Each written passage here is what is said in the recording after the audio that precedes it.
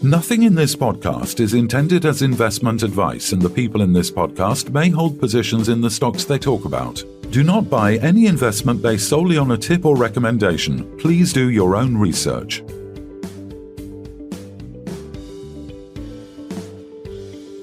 Hello and welcome to the Midweek Takeaway. Today we're joined by Ben Clube, CEO of EnergyPathways. Welcome back, Ben. Hope you're well. Hi there, Ian. Yeah, great to be here and looking forward to the discussion. Absolutely, yeah. So obviously today we aim to discuss a significant update for the UK's energy transition landscape.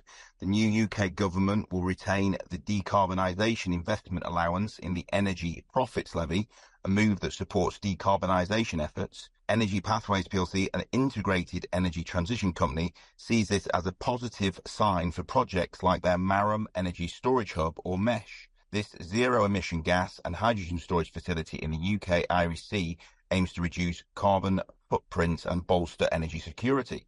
Please, can you add some colour to this news and explain what MESH means for high deliverability storage services to the UK market, Ben? Yeah, sure. So Energy Pathways, as you've said, is an integrated energy transition company, and we're looking to develop opportunities in the UK energy space that provide the UK with energy security and clean energy supply to support its journey to net zero. And our MESH project, or the Marram Energy Storage Hub, is a project designed to meet those strategic objectives. So we're looking to develop this energy storage hub located off the North Lancashire coast, about 11 miles offshore, to provide a clean energy supply to meet the UK market needs as it transitions to net zero. So, Ben, the situation that our new government Chancellor, Rachel Reeves, confirmed last week, I think, or maybe even this week, but was basically now that the Decarbonisation Investment Allowance was set at 80%.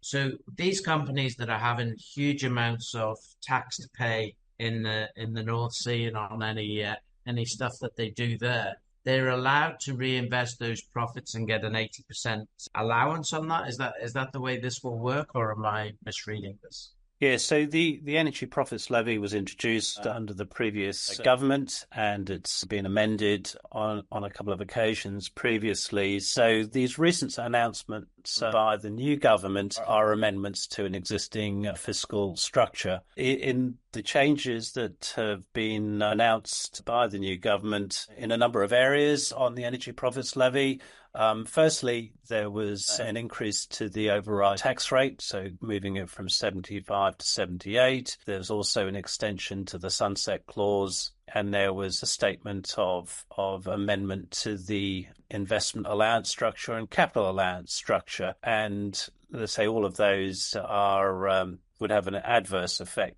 on the general conventional oil and gas sector. The point of interest that we've highlighted in our release is the statement that the existing decarbonisation allowance, investment allowance of 80% has been retained. And we take that as a signal that projects moving forward that are under the Energy Profits Levy regime, where there are investments and steps being taken to decarbonise energy supply and development, then this decarbonisation allowance is an attractive feature for that. So, and it marries well with the project that we're seeking to do, whereby we are seeking to deliver decarbonised development and energy supply into the UK. And MESH itself, just give people an idea of the Marram project and what it will involve and why it is effectively a green project to bring this gas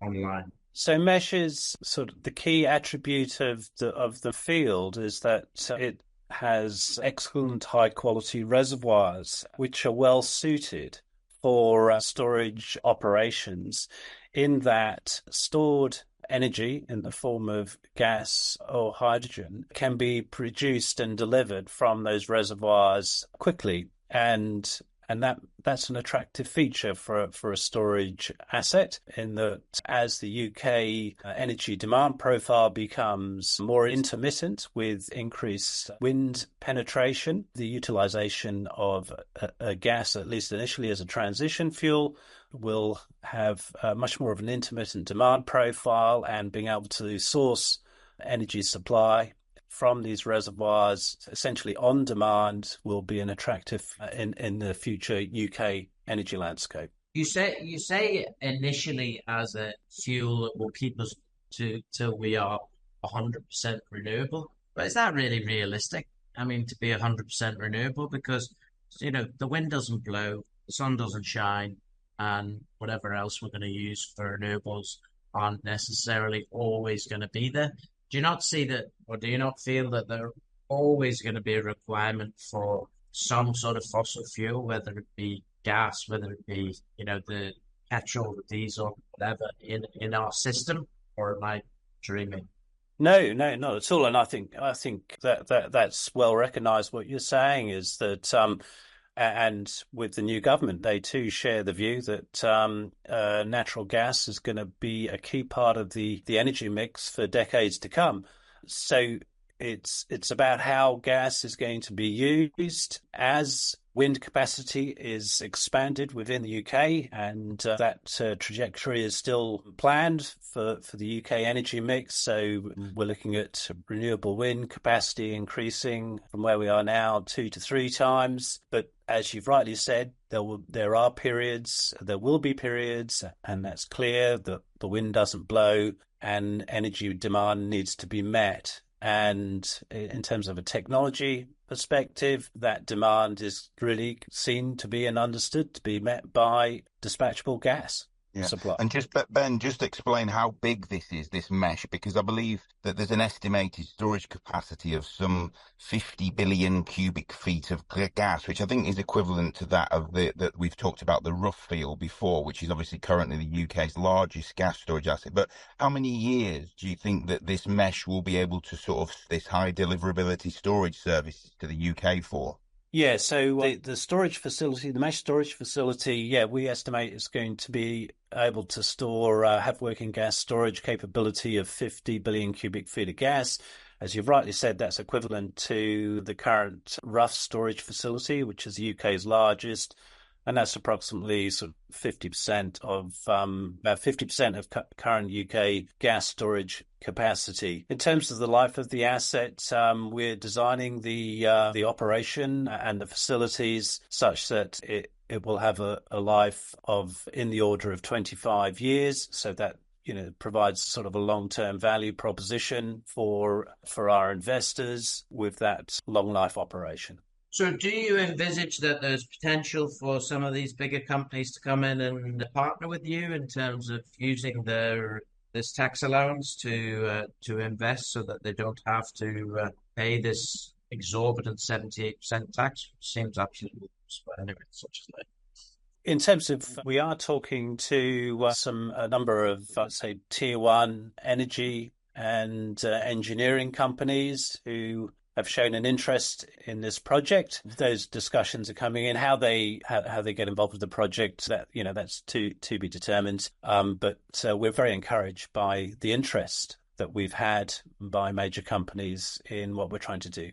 Yeah, it certainly seems like if you have the opportunity to pay the UK government 78%, or alternatively even offset 80% of that, it would be rather a sensible option to invest in these things, especially as this is obviously going to benefit the UK overall. Give us an idea how much more expensive, both in cost and in its green criteria, is your project over the LNG that we currently have to bring in?